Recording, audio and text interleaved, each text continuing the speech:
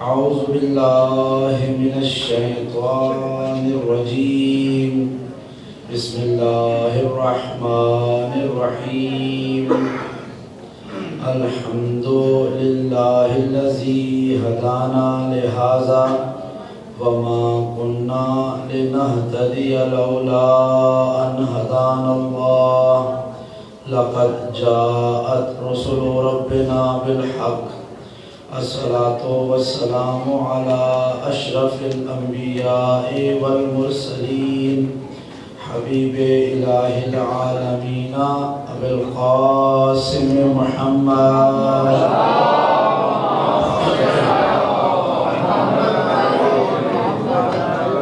وعلى أهل بيته الطيبين الطاهرين المعصومين الذين أذهب الله عنهم الرجس وطهرهم تطهيرا.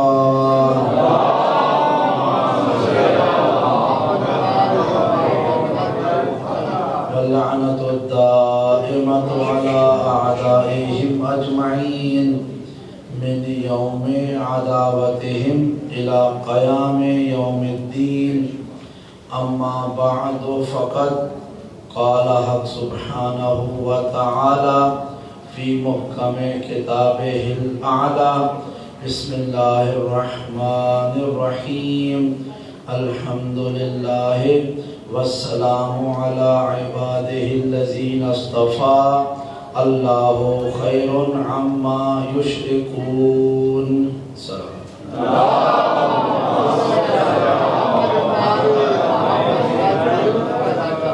محترم کرم سامعین کرام برادران عزیز وقار خواہان عزیز شان السلام علیکم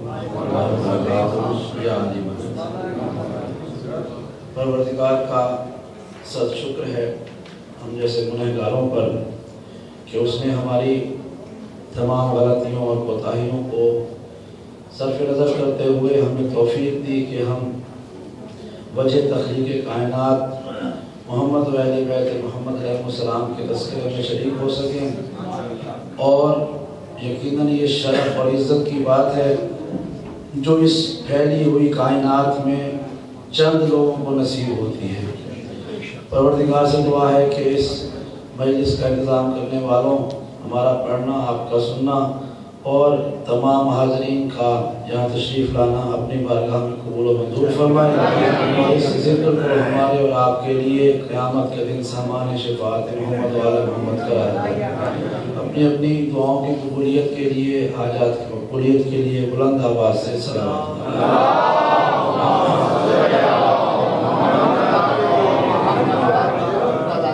پروردگار نے اپنی ہمیشہ رہنے والی کتاب قرآن مجید میں ارشاد فرمایا کہ الحمدللہ والسلام علی عبادہ الذین اصطفیٰ۔ ساری حمد ہے اللہ کی ذات کے لیے، والسلام علی عبادہ الذین اصطفیٰ، اور سارا سلام ہے اللہ کے ان بندوں کے پر کہ جنہیں اللہ نے مصطفیٰ بنایا ہے۔ اللہ خیر عما یشرکون، اللہ بہتر ہے یا وہ جسے اللہ کی ذات میں شریک ٹھہراتے ہیں۔ بڑی دلچسپ سی آیت، اور اس کے 3 حصے ہیں۔ پروردگار نے پہلا حصہ اپنی حمد سے مخصوص کر دیا، الحمدللہ، ساری حمد اللہ کے لیے ہے، یعنی جس شے پر بھی لفظ حمد صادق آتا ہے وہ صرف اللہ کی ذات کے لیے مخصوص ہے۔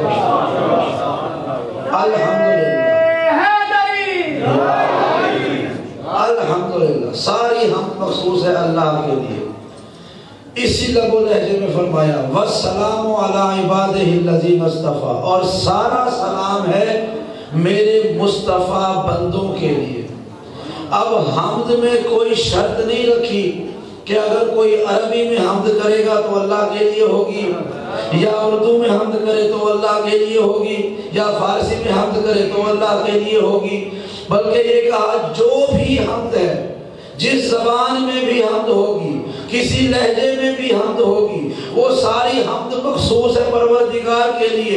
اسی لہجے میں فرمایا کہ جس طرح ساری حمد مخصوص ہے اللہ کے لیے، والسلام علی عبادہ الذین اصطفیٰ، اسی طرح سارا سلام بھی میرے مصطفیٰ بندوں کے لیے مخصوص ہے۔ جس طرح حمد کے لیے کوئی قید اور شرط نہیں ہے، نہ زمانے کی قید ہے، نہ مکان کی قید ہے، نہ زبان کی قید ہے، نہ چھوٹے کی قید ہے، نہ بڑے کی قید ہے، نہ مذکر اور مؤنث کی قید ہے، نہ آزاد و غلام کی قید ہے، بلکہ کہا کہ جو بھی حمد ہے، جس لہجے میں بھی حمد ہے، جس زبان میں بھی حمد ہے، وہ مخصوص ہے اللہ کے لیے۔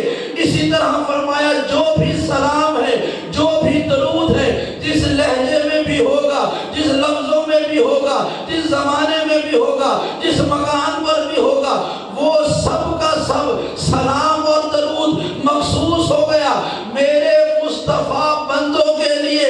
بھئی عبد کہتے ہیں واحد کو، اس کی جمع ہے عباد۔ پروردگار نے اس آیت میں عبد کے لیے سلام مخصوص نہیں کیا، بلکہ عباد کا لفظ استعمال کیا، اور عباد کی نشانی بھی بتا دی کہ عباد وہ ہے جنہیں میں نے مصطفیٰ بنایا ہے۔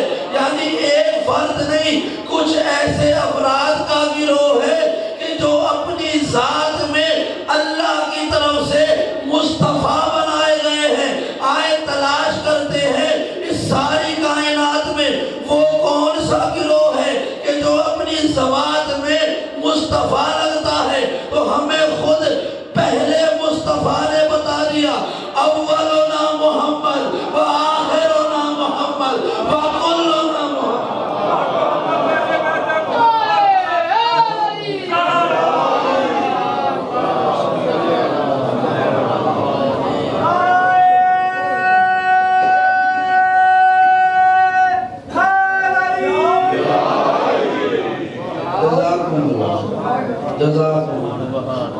کہ جس طرح ساری حمد اللہ کی ذات کے لیے مخصوص ہے، اسی طرح سارا درود و سلام بھی اللہ کے مصطفیٰ بندوں کے لیے مخصوص ہے۔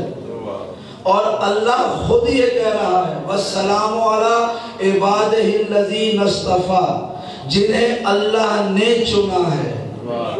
اصطفیٰ کا مطلب ہوتا ہے چننا۔ اللہ نے جنہیں چنا، جن کا اللہ نے انتخاب کیا، ان کو اللہ کہہ رہا ہے کہ میری حمد کے ساتھ بلا فصل تمہاری ذات پر سلام آئے گا۔ شرط کیا ہے سلام آنے کی؟ اللہ نے چنا، سلامت رہیے۔ سلام کی شرط یہ ہے کہ انہیں اللہ نے چنا ہے، اس لیے ساری کائنات کا سلام ان کی زبان تک پہنچ رہا ہے۔ اب ہمارے سامنے دو طرح کے گروہ آ گئے، ایک اللہ ہے اور ایک اللہ کے مقابلے پہ آنے والا جھوٹا خدائی کا دعویٰ کرنے والا ہے۔ وہ فرعون بھی ہو سکتا ہے، نمرود بھی ہو سکتا ہے، شداد بھی ہو سکتا ہے۔ کیوں؟ کیونکہ وہ اللہ نہیں ہے لیکن اللہ ہونے کا دعویٰ کرتا رہا۔ تو حمد کے مقابلے پر جو اللہ کے لیے حمد کر رہا ہے، اس کے لیے لازم ہے کہ جہاں سچے خدا کا اقرار کر رہا ہے، وہاں جھوٹے خداؤں کا انکار بھی کرے۔ اسی طرح سے جو اللہ کے چنے ہوئے لوگوں پر سلام بھیج رہا ہے، ان پر لازم ہے جنہیں اللہ نے نہیں چنا اور جھوٹا دعویٰ کرنے لگے، ان پر سلام نہیں کرنا، لعنت بھیجنا۔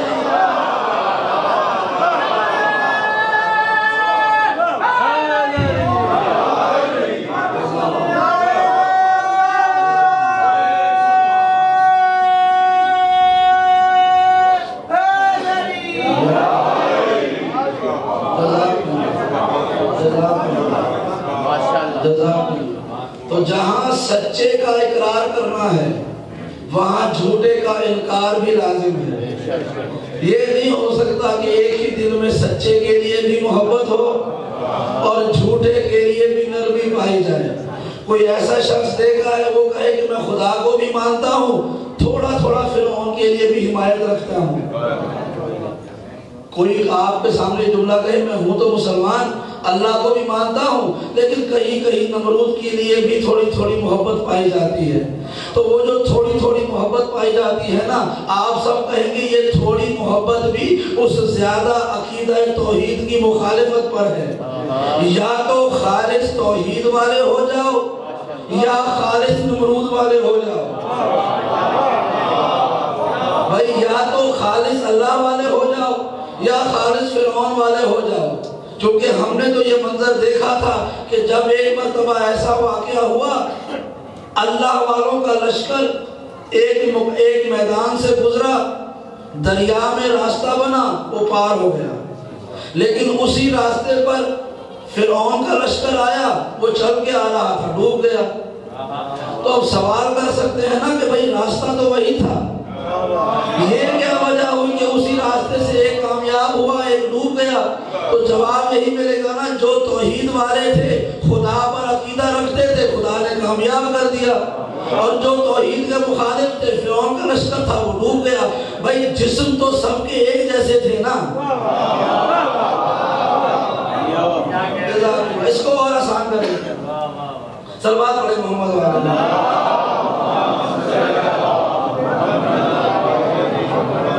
حضرت موسیٰ کا واقعہ قرآن مجید میں تمام انبیاء سے زیادہ تعداد میں پایا جاتا ہے۔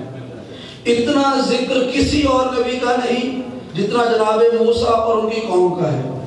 حتیٰ کہ ہمارے نبی پہ کتاب نازل ہوئی، سورہ محمد بھی موجود ہے، لیکن ان کے بارے میں تذکرہ بڑا تھوڑا سا ہے، کچھ القاب ہیں اور بات آگے چلی جاتی ہے۔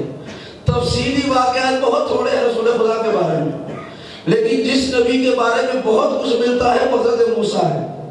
بہت تفصیل سے واقعات ملتے ہیں، ان کی پیدائش اور ان کے زمانے کے واقعات، ان کی والدہ کا ان کو بہا دینا، ان کی والدہ کی رضاعت کرنا، فرعون کے محل کے واقعات، جناب آسیہ کے تذکرے تفصیل سے ملتے ہیں قرآن میں۔ اتنا تذکرہ ہمارے نبی کا بھی نہیں ملتا جو صاحب کتاب ہے۔ تو کچھ تو ایسے پیغام ہوں گے حضرت موسیٰ کے واقعات میں کہ جو قیامت تک آنے والے قاریان قرآن کے لیے موقع عبرت ہوں گے، موقع نصیحت ہوں گے۔ ہیں تو بہت سارے، بس دو تین سن لیجئے۔ حضرت موسیٰ چلے، تاریخ میں ہے کہ مصر سے روانہ ہوئے، مصر کے شہر سے نکلے جہاں پر فرعون کا محل تھا۔ حضرت موسیٰ فرعون کے محل سے نکلے اور جا رہے تھے پروردگار کے حکم سے دریائے نیل کو عبور کر کے ایک اور شہر میں۔ اب پیچھے فرعون کا لشکر، آگے جناب موسیٰ کی قوم، حضرت موسیٰ ان کو لے کے چل رہے ہیں۔ یہ جو حضرت موسیٰ کی قوم تھی نا، یہ بڑی لاڈلی قوم تھی، یہ بڑی لاڈلی قوم تھی، یعنی ایسی فرمائشیں کی جو کسی اور نبی کی قوم نے نہیں کی۔ آسمان سے کھانا بھجواؤ، ہم تمہیں کھانا نہیں کھائیں گے، فرمائش ہے قرآن میں، کہا منو سلوہ اتار دیا۔ ایسی عجیب فرمائش جو نہ کسی نبی نے کی نہ کسی نبی کی امت نے کی، کیا کہ پروردگار کو دیکھنا چاہتے ہیں۔ بھائی ایمان بھی لا چکے ہیں، خدا کو مانتے بھی ہیں، موسیٰ کو بھی مانتے ہیں، پھر کہہ رہے ہیں اللہ کو دیکھنا ہے، اور اللہ بھی ان کے نال اٹھا رہا ہے۔ انہوں نے کہا دیکھنا ہے، اچھا لے کے آ جاؤ، تم دیکھ نہیں پاؤ گے لیکن آ جاؤ، کوشش کر کے دیکھ لو۔ وہ واقعہ معروف ہے، حضرت موسیٰ لے کے چلے، وہ پہاڑ پر ایسی تجلی ہوئی کہ پہاڑ بھی ریزہ ریزہ ہو گیا، وہ افراد بھی کچھ ہے کہ مر گئے، کچھ میں بے ہوش ہو گئے، بہرحال کہ اللہ نے وہ فرمائش بھی پوری کر دی۔ اب دیکھیں اتنی بڑی فرمائشیں کرنے والی قوم کہ آسمان سے کھانا بھی چاہیے، اللہ کو بھی دیکھنا ہے، اور اللہ ہاں کر رہا ہے۔ اس بڑی قوم نے ایک عجیب موقع پہ عجیب فرمائش کر دی کہ پیچھے فرعون کا لشکر آ رہا ہے اور پتہ ہے کہ یہ مارنے کے لیے آ رہا ہے۔ انہیں یہ معلوم تھا کہ کیونکہ ہم نبی کے ساتھ ہیں، ہمیں نبی بچا لے گا۔ توجہ کے ساتھ ان کو پتہ تھا دشمن آ رہا ہے، لیکن یہ یقین تھا کہ نبی کے ساتھ ہے تو نبی بچا لے گا۔ اب حقیقت میں بچائے کس کا حق بنتا ہے کہ ان کے نام کے ساتھ رضی اللہ لگایا جائے۔ یہ جو موسیٰ کے ساتھی تھے، پیچھے خدائی کا جھوٹا دعویٰ کرنے والا آ رہا تھا، لیکن وہ نبی کے ساتھ تھے، اس لیے نبی کے ساتھ ہونے پر اتنے مطمئن تھے کہ دشمن آ رہا ہے پھر بھی اطمینان سے ہے۔ اور ایک موقع ایسا تھا کہ رحمت للعالمین موجود ہے، دشمن نے گھیرا ہوا ہے، اور اس کے باوجود اللہ کے رسول بلاتے رہے، اور کچھ لوگ ایسے تھے جو میدان چھوڑ کے جاتے رہے۔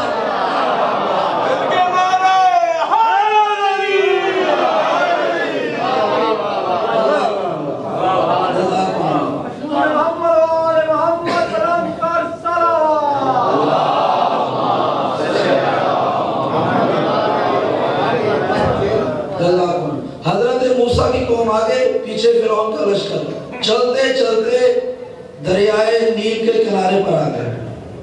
بڑا مشہور واقعہ ہے، قرآن مجید نے لفظ بر لفظ اس کو لکھا ہے کہ وَإِذِ اسْتَسْقَىٰ مُوسَىٰ لِقَوْمِهِ فَقُلْ اضْرِب بِعَصَاكَ الْحَجَرَ فَانْفَجَرَتْ مِنْهُ اثْنَتَا عَشْرَةَ عَيْنًا، کہ وہ وقت یاد کرو کہ جب موسیٰ کی قوم نے چاہا کہ کہا کہ موسیٰ ہمیں پانی پلاؤ، حالانکہ دریا سامنے تھا۔ بھائی توجہ کے ساتھ، دریا سامنے تھا، اسی دریا سے عبور کر کے جانا تھا، لیکن یہ اپنے لاڈ میں اتنے مگن تھے کہ کہا موسیٰ دریا میں بعد میں جائیں گے، پہلے ہمیں پانی پلاؤ۔ تو اللہ کہہ رہا ہے کہ فَقُلْ اضْرِب بِعَصَاكَ الْحَجَرَ، ہم نے کہا موسیٰ اپنے عصا کو پتھر پر مارو، فَانْفَجَرَتْ مِنْهُ اثْنَتَا عَشْرَةَ عَيْنًا، ان پتھروں میں سے 12 چشمے پھوٹ گئے، اور ہر شخص نے اپنے اپنے مخصوص چشمے سے پانی پی لیا۔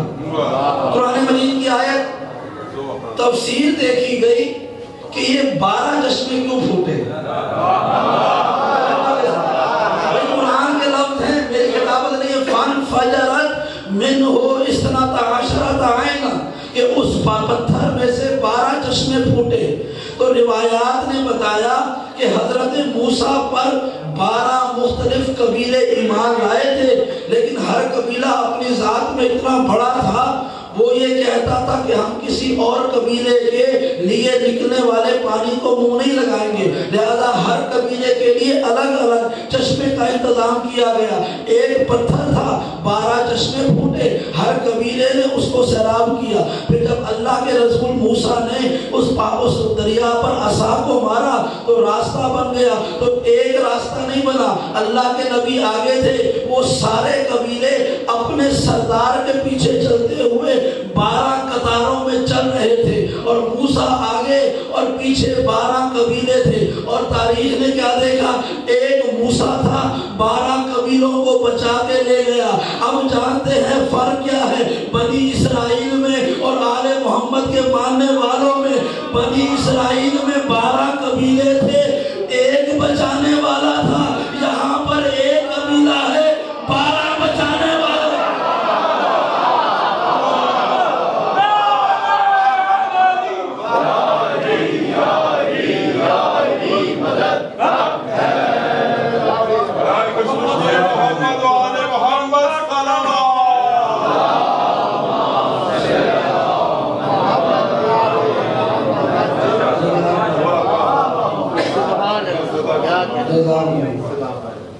کہ وہاں ایک بچانے والا تھا، 12 قبیلے تھے، یہاں ایک قبیلہ ہے عزاداروں کا، ایک قبیلہ ہے ولایت کا اقرار کرنے والوں کا، اور 12 بچانے والے ہیں۔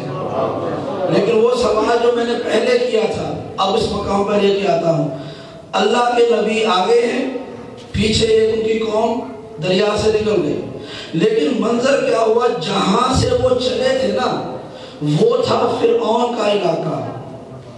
حضرت موسیٰ کے واقعات ہیں نا، تو یہ قیامت تک کے لیے ہمارے اور آپ کے لیے نصیحت کے لیے موجود ہیں۔ جہاں سے چلے تھے وہ فرعون کا علاقہ تھا، وہی ایک مقام آغاز تھا لشکر موسیٰ کا بھی، لشکر فرعون کا بھی۔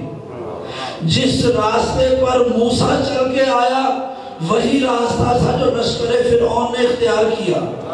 جہاں پر موسیٰ جانا چاہتے تھے اور جہاں پر موسیٰ گئے، لشکر فرعون بھی وہی جانا چاہتا تھا۔ تو اب جملہ سنیے گا، ان دونوں لشکروں کا آغاز بھی ایک تھا، ان کا راستہ بھی ایک تھا، ان کی منزل بھی ایک تھی۔ توجہ کے ساتھ، جس طرح آپ تک سنتے رہے نا 3 دن، بس کل آخری گفتگو ہے، پھر آپ جس کو دل چاہے سنیے گا، کہ جو مرکز آغاز تھا وہ ایک تھا، جو راستہ تھا وہ بھی ایک تھا، جو منزل تھی وہ بھی ایک تھی۔ ان دونوں لشکروں میں آغاز، انجام، آغاز، منزل اور راستہ ایک تھا، لیکن تاریخ نے دیکھا دونوں لشکروں کا انجام الگ الگ ہو گیا۔ جس راستے سے موسیٰ اپنی قوم کو لے کے پار ہو گئے، اسی راستے پر فرعون بھی ڈوبا، اس کا لشکر بھی ڈوبا۔ اس کا مطلب کیا ہے؟ اس کا مطلب یہ ہے کہ راستے کامیاب نہیں کرواتے، جس امام کے پیچھے چلتے ہو وہ رہبر تمہیں کامیاب کرواتا۔ علی حق، علی حق، علی حق، علی حق،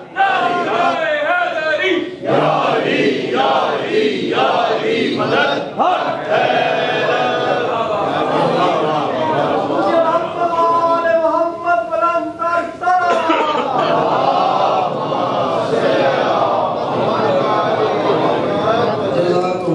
کہ راستے کامیاب نہیں کرواتے، اس راستوں پر جن کے پیچھے چلتے ہیں نا وہ امام کامیاب کرواتا ہے، کیونکہ راستہ تو وہی تھا۔ موسیٰ اپنی قوم کو لے کے کامیاب ہو گئے، فرعون اسی راستے پہ چلتا ہوا ڈوب گیا۔ اب ذرا سوچیں کہ آخر یہ تفصیلی واقعہ ہمارے اور آپ کے لیے کیوں لکھا ہوا ہے؟ پیغام ہے کہ اے کلمہ پڑھ کے مصطفیٰ کے امتی ہونے والوں، تمہارے سامنے بھی کوئی زمانہ ایسا آئے گا کہ منزل آغاز بھی ایک ہوگی، اور جو جانا چاہو گے وہ جگہ بھی ایک ہوگی، راستہ بھی ایک ہوگا، لیکن تمہارے سامنے دو الگ الگ رہنما ہوں گے۔ اب تمہاری مرضی ہے کہ تم کس کے پیچھے چلتے ہو۔ اور جب دعوت ذوالعشیرہ ہوئی، ساری امت مسلمہ کا آغاز دعوت ذوالعشیرہ سے ہوا، اور ساری امت مسلمہ جہاں جانا چاہتی ہے وہ منزل ہے جنت، اور راستہ ہے محمد مصطفیٰ کی سیرت۔ یعنی آغاز بھی سب کا ایک ہے، منزل بھی سب کی ایک ہے، اور راستہ بھی سب کا ایک ہے۔ لیکن اس امت میں دو طرح کے امام آ گئے، ایک غدیر کے دن آیا، ایک سقیفے کے دن آیا۔ یہ تمہاری قسمت ہے کہ غدیر کے پیچھے چل کر کامیاب ہوتے ہو یا سقیفہ میں چل کر غرق ہو جاتے ہو۔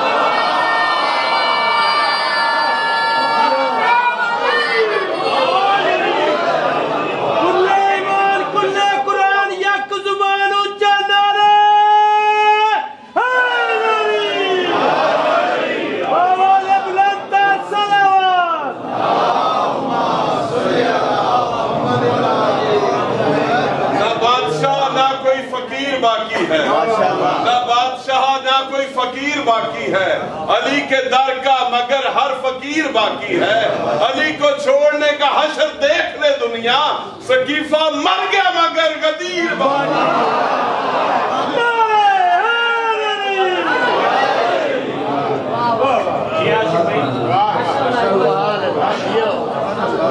مرکز آغاز سب کا ایک ہے، جہاں جانا چاہتے ہیں وہ منزل بھی ایک ہے، اور راستہ بھی سیرت نبوی ایک ہے، صرف جس کے پیچھے چلنا ہے اس کا فرق ہے۔ اور یہ آیت جو آپ کے سامنے بیان کی، پروردگار کہہ رہا ہے میرا سلام ہے ان بندوں کے لیے جنہیں میں نے چنا ہے۔ تو اب اللہ نے جنہیں چنا ہے ان پر سلام ہے، اور جو اللہ کے چنے ہوئے کے مقابلے پر آئے اس پہ سلام نہیں ہو سکتا ہے۔ تاریخ سے پوچھنے غدیر میں کیا ہوا تھا، سقیفے میں کیا ہوا تھا۔ غدیر میں اللہ کے رسول نے فرمایا تھا اللہ مولایا وانا مولاکم من کنت مولا ہو فہذا علی المولا۔ اللہ میرا مولا ہے، میں تمہارا مولا ہوں، اور جس کا میں مولا ہوں اس کا یہ علی مولا۔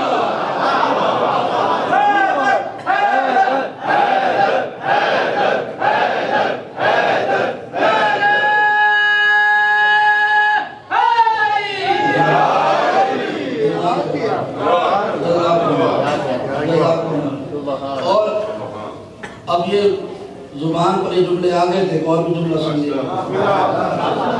یہ اس دریائے نیل والے واقعے سے کچھ دیر پہلے کا واقعہ ہے، لیکن چلے تبرکاً آپ کو بیان کر دیتا ہوں۔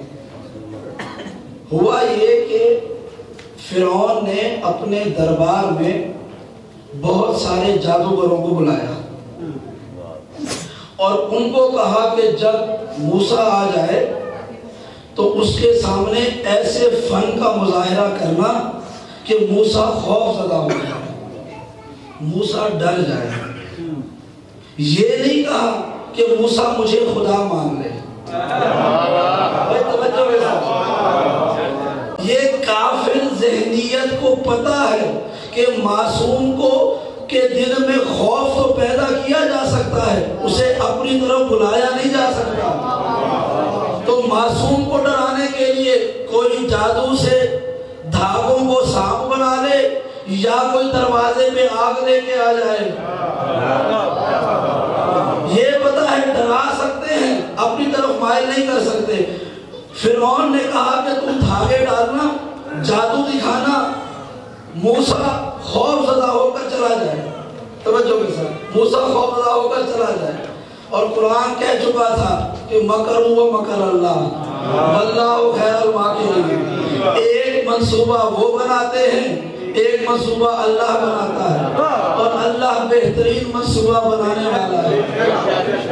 بھائی توجہ کے ساتھ، ایک واقعہ آپ نے سنا دریائے نیل والا، ہمارے لیے عبرت موجود ہے۔ یہ واقعہ سنیے، فرعون کے باتوں پر کھڑے ہوئے ہیں، دھاگے ڈالے، سانپ بنے، موسیٰ آیا، عصا ڈالا، سانپوں کو نکل گیا۔ میرے اور آپ کے لیے کیا کام ہے اس میں؟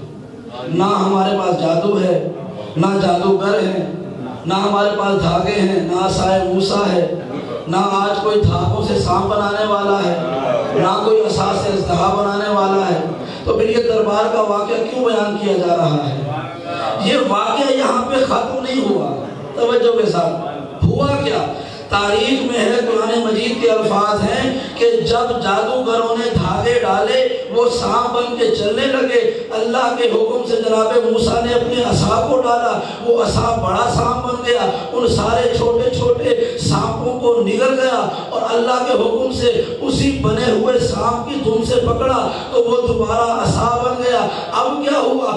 اب فرعون کے دربار کا منظر یہ تھا کہ وہ جو جادوگر موسیٰ کو ڈرانے کے لیے بلائے ہوئے تھے نا، جب انہوں نے یہ منظر دیکھا وہ سب کے سب سجدے میں گرے، اور سجدے میں گر کے انہوں نے موسیٰ کے بارے میں عجیب جملہ کہا، قالوا آمنا برب ہارون و موسیٰ، کہ ہم ایمان لاتے ہیں ہارون کے رب پر بھی اور موسیٰ کے رب پر بھی۔ اب یہاں پہ رک کے ان جادوگروں سے سوال ہو سکتا ہے نا کہ بھائی فرعون کو مد مقابل تو موسیٰ آئے تھے، یہ عصا بھی موسیٰ کی تھی، یہ ساری جنگ بھی موسیٰ کر رہے تھے، یہ کیا بات ہوئی کہ موسیٰ کا کلمہ پڑھنے کے ساتھ تم ہارون کا کلمہ پڑھ رہے ہو؟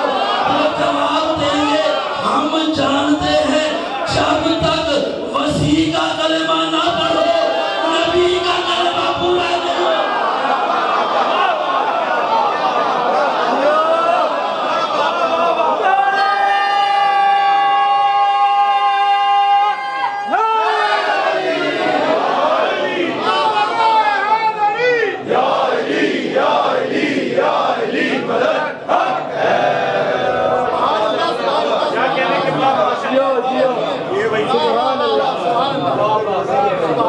کہ ان جادوگروں کا عمل قیامت تک کے مسلمانوں کے لیے پیغام نصیحت ہے کہ اگرچہ سارا مقابلہ، ساری دشمنی، سارے معجزے موسیٰ کر رہا تھا، لیکن کلمہ انہوں نے صرف جناب موسیٰ کا نہیں پڑھا بلکہ موسیٰ اور ہارون کا ساتھ پڑھا۔ اب پتہ چلا اللہ کے رسول نے کیوں کہا تھا یا علی انت منی بمنزلت ہارون من موسیٰ، اے علی تیری مثال مجھ سے ہارون اور موسیٰ والی ہے۔ بھائی قرآن نے کہہ دیا جب تک ہارون کا کلمہ نہ پڑھا، موسیٰ کا ایمان مکمل نہ ہوا، قیامت تک کے محمد مصطفیٰ کا کلمہ پڑھنے والے یاد رکھیں جب تک محمد کی رسالت کے ساتھ علی کی ولایت کی گواہی نہ دو گے رسالت کا کلمہ قبول نہیں ہوگا۔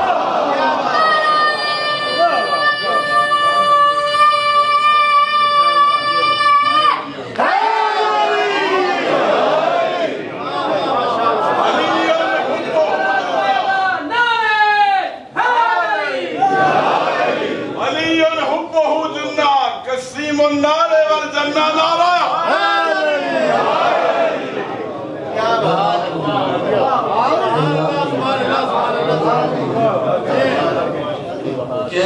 तेरी निस्बत मुझसे वैसी है। और अगले जुमले ने कयामत तक के लिए हर नबूवत का झूठा दावा करने वालों के मुंह पर एक ऐसा ताला लगा दिया कि खत्म नबूवत पर पहली मोहर लग गई, इल्ला अन्नहु ला नबिय्य बादी। फर्क ये है कि मेरे बाद कोई नबी नहीं होगा। ये खत्म नबूवत पर जो सबसे पहली मोहर लगी है, ज़बाने रिसालत से लगी है, बशाने अली मुर्तज़ा लगी है। भाई देखें, एक जुमला मुतरज़ा ब्रैकेट में, ये ब्रैकेट के जुमले होते हैं कि मौजू से मरबूत है लेकिन असल मौजू नहीं है। ये अक्सर या किताबों के फुटनोट में होते हैं या ब्रैकेट में होते हैं। अल्लाह के रसूल कह रहे हैं कि तेरी निस्बत मुझसे वैसी है जैसे हारून की मूसा से थी। फर्क ये है कि मेरे बाद कोई नबी नहीं आने वाला, यानी अली की जात में नबूवत वाला ओहदा शामिल नहीं है, और शामिल नहीं है। एक रिवायत आ गई, झूठी हदीस, कि अल्लाह के रसूल ने फरमाया अगर मेरे बाद कोई नबी होता तो फलां होगा। है ना, रिवायत तारीख में मिलती है, लोगों ने लिखी और इतनी लिखी कि लोगों ने मान भी लिया। देखिए कुछ लफ्ज़ ऐसे होते हैं कि जो होते तो गलत है, उनको इतना बोला जाता है कि सही लगने लगते हैं।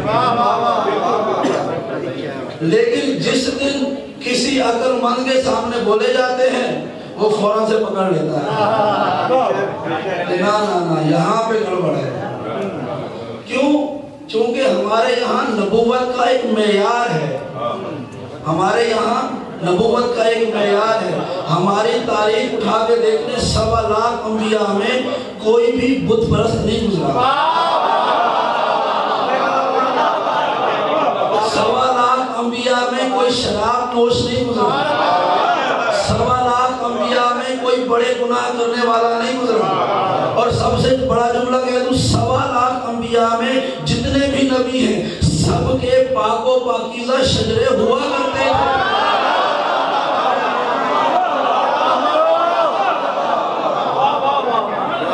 सबके पाकीज़ा शजरे हुआ करते थे।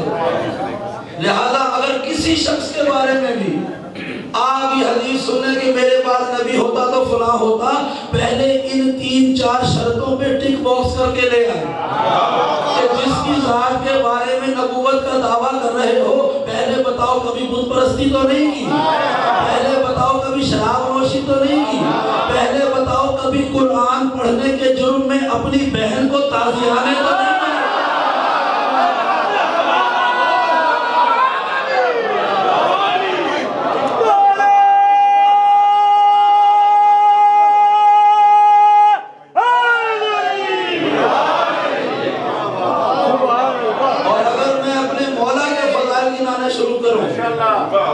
कि वो जो नबूवत का क्राइटेरिया है ना, शायद वो क्राइटेरिया भी पीछे रह जाए,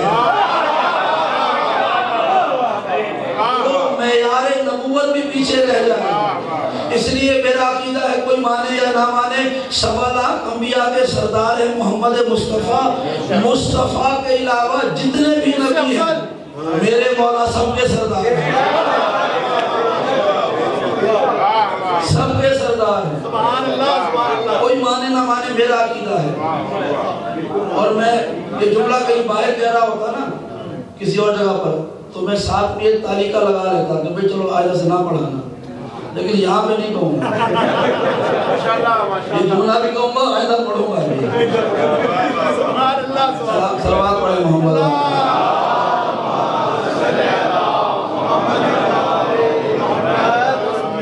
सारी कायनात में अगर तकाबुल करने बैठ जाए ना, खुदा की इज्जत की कसम, सरवर आलम की मोहरे नबूवत से लेकर मेराज की बुलंदियों तक हर एक सांस लिए जाने वाली इज्जत की कसम, मौला कायनात का इस रूए ज़मीन पर किसी से तकाबुल हो ही नहीं सकता है। क्योंकि अगर नबूवत के मेयार देखे जाए ना तो इतने ज़्यादा मुश्किल नहीं है। इसलिए तो 1.25 लाख नबी हो गए, अली बनना इतना मुश्किल है।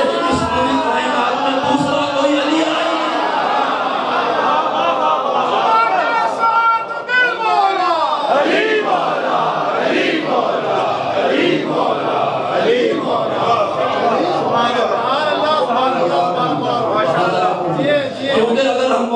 کائنات کی ظاہری زندگی کا مطالعہ بھی کرے نا تو ہم نے یہ دیکھا کہ علی نے کبھی کسی بت کے سامنے سر کو نہیں جھکایا، علی نے کبھی شراب نوشی نہیں کی ہے، علی نے کبھی کسی بے گناہ پہ ظلم نہیں کیا ہے، علی نے کبھی کسی سے کوئی مسئلہ نہیں پوچھا ہے، علی نے کبھی کسی کو بے گناہ دیوار کے نیچے نہیں گرا دیا ہے، علی کے بیٹوں کو کبھی کسی نے ممبر پر بیٹھا ہوا دیکھا تو یہ نہیں کہا کہ یہ ممبر میرے باپ کا ہے، تیرے باپ کا نہیں ہے۔ اور علی وہ ہے کہ جس نے کسی سے یہ نہیں کہا کہ اگر فلاں نہ ہوتا تو میں ہلاک۔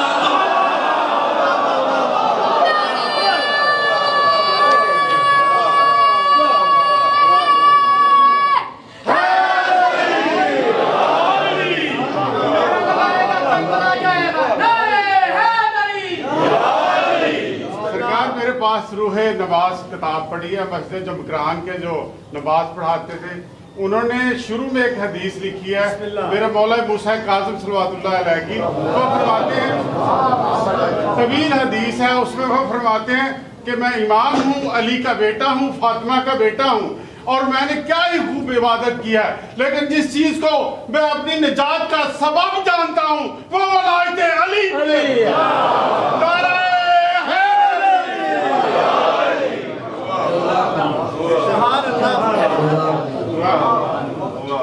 کہ علی کا تقابل کس سے کریں گے؟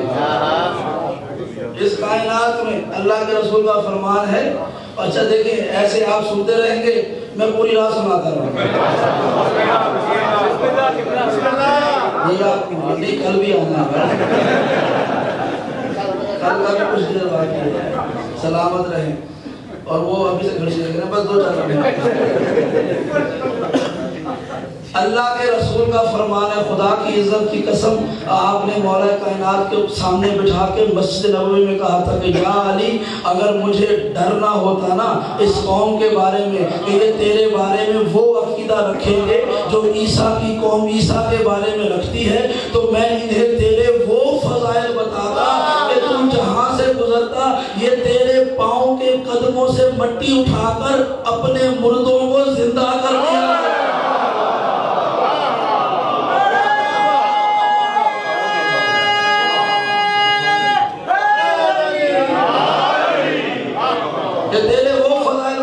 تیرے قدموں کے نیچے والی مٹی اٹھا کر یہ لوگ اپنے مردوں کو زندہ کر لیا کرتے۔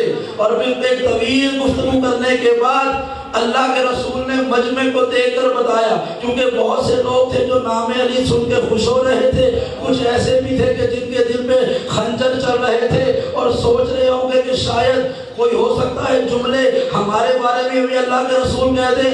اسی وحی کی ترجمانی کرنے والی زبان رسالت نے علی کے فضائل پڑھتے پڑھتے آخر میں یہ جو فل سٹاپ لگایا، جانتے ہیں کیا کہا؟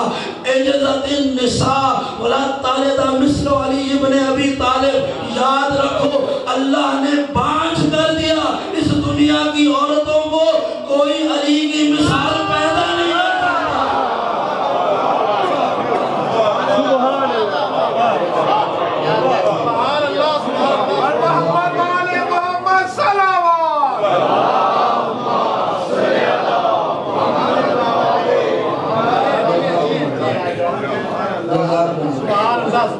اور کچھ ایسے ہنر ہیں، کچھ ایسی صفات ہیں جو اگر انسانی شکل میں آ جائیں تو وہ ذات علی ابن ابی طالب بنے۔ شجاعت ایک ایسا وصف ہے کہ اگر وہ انسانی شکل میں آ جائے، ساری دنیا کی شجاعت ایک جسم میں جمع ہو جائے تو اس جسم کا نام علی ابن ابی طالب۔ ہاں، شجاعت ایک صفت ہے، عدل و انصاف ایک صفت ہے، اگر یہ ایک جسم انسانی میں جمع ہو جائے تو اس مجسمے کا نام علی ابن ابی طالب ہے۔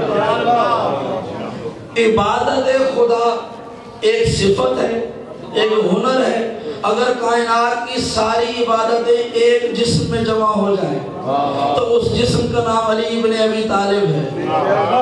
اسی طرح سے صبر کرنا بڑا مشکل وصف ہے، بڑی مشکل صفت ہے صبر کرنا۔ اور اگر ساری کائنات کا صبر بھی ایک جسم میں جمع ہو جائے تو اس وجود کا نام علی ابن ابی طالب ہے۔ اور یہ صرف خطابت کا جملہ نہیں ہے، ہم نے عملی ثبوت بھی دیکھا۔ وہ جانتے ہیں عملی ثبوت کیا تھا؟ صبر علی کی پہلی مثال تب نظر آئی کہ جب علی کے گھر میں علی کے ہوتے ہوئے آزاد کردہ غلاموں کی اولادیں زہرا پر ظلم کرتی رہی، علی دین خدا کے لیے خاموش کھڑے رہے۔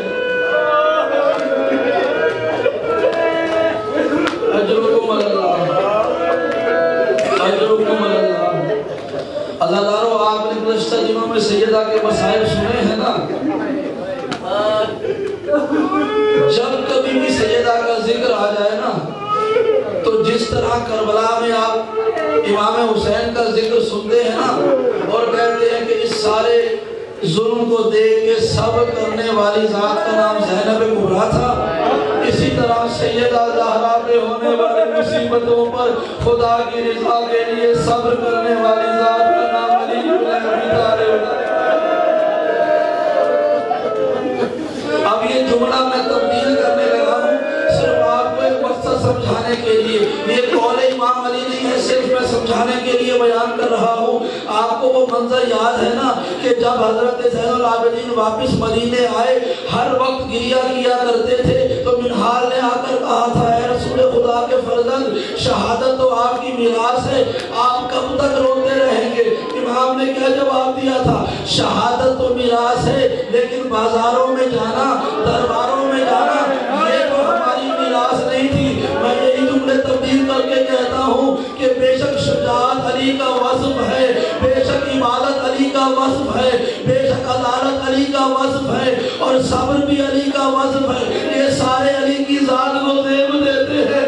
اللہ کی قسم ایمان سے بتائیے گا کیا زہرا کے دروازے پہلو پر چلتا ہوا دروازہ گرانا، کنفذ کے ہاتھ سے زہرا کے بدن پر ظلم برداشت کرنا، زہرا کے زخمی انگلیوں پر خاموش رہنا، کیا علی اس کا بھی حقدار؟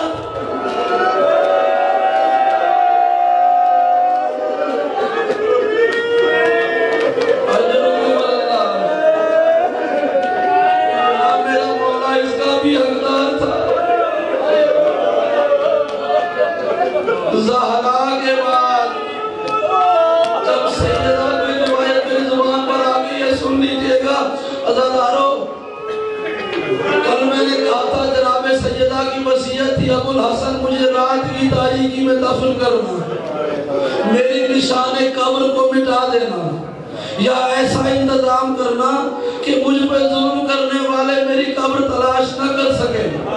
تم جانتے ہیں مولا نے کیا کیا کہ عصر کے بعد شہید ہونے والی رسول کی بیٹی کو رات کے اندھیرے میں دفنایا۔ کسی کو علم نہیں زہرا کی سیدہ کی قبر کہاں پر ہے۔ مولا نے کفن بھی خود پہنایا، دفن بھی خود کیا، رات کے ہونے کا انتظار بھی کیا، پھر اللہ جانے کون کون سے طریقے سے زہرا کی قبر کا نشان مٹا دیا۔ عزادارو ایمان سے بتانا کہ جس کی میت کے ساتھ یہ سب انتظام ہو رہے ہو تو یہ جملہ کہنا بنتا ہے نبی کی غریب بیٹی آپ کے بدن کو دفنایا نہیں گیا، امت کی نگاہوں سے چھپایا گیا۔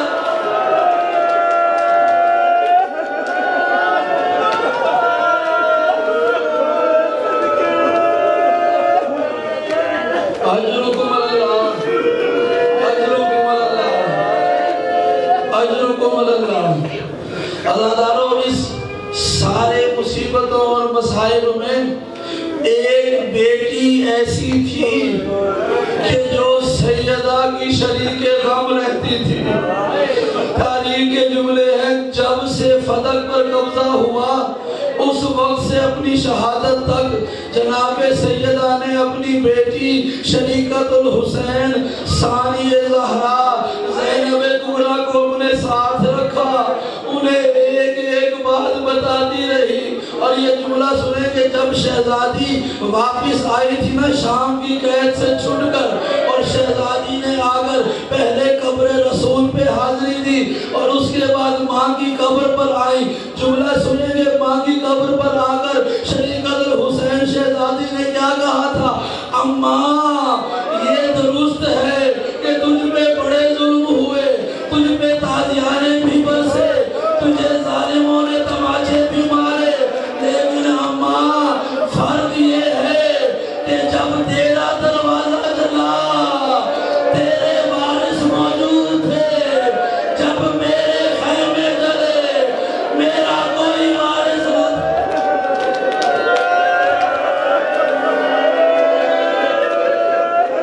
اجرکم اللہ۔ اماں تو بھی مسجد میں گئی تھی، لیکن فرق یہ تھا کہ جب تو مسجد میں گئی وہاں نانا کے صحابی بیٹھے تھے، جب زینب دربار گئی ہے وہاں صحابی نہیں شرابی بیٹھے۔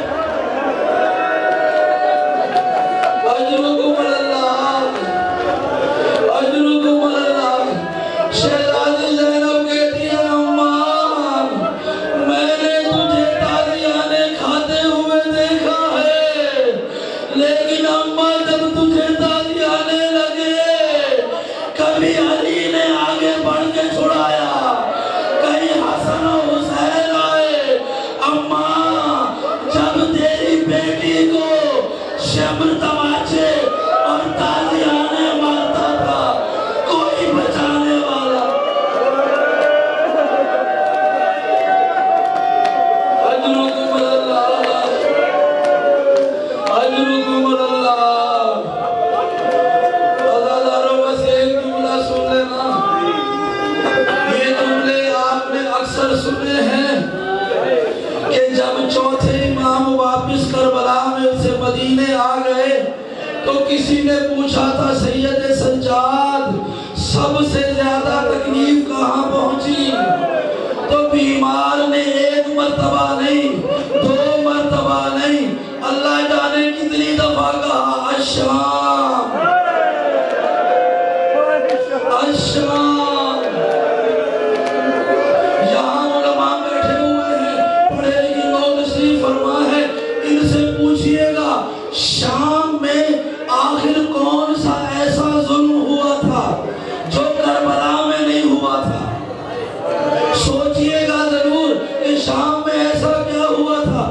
کربلا میں چادریں بھی چھن گئی، کربلا میں عزیز اور پیارے بھی شہید ہو گئے، کربلا میں خیمے بھی جل گئے، کربلا میں تماچے بھی لگ گئے، کربلا میں قیدی بھی بن گئے، پھر ایسا کیا ہوا تھا جو کربلا میں نہیں ہوا وہ شام میں ہوا؟ بس آخری جملہ، وہ کون سا ایسا ظلم تھا کہ جسے یاد کر کر کے غریب کربلا کا مظلوم بیٹا 40 برس تک روتا رہا؟ سنیں گے امام فرماتے ہیں کہ شام میں کیا ہوا؟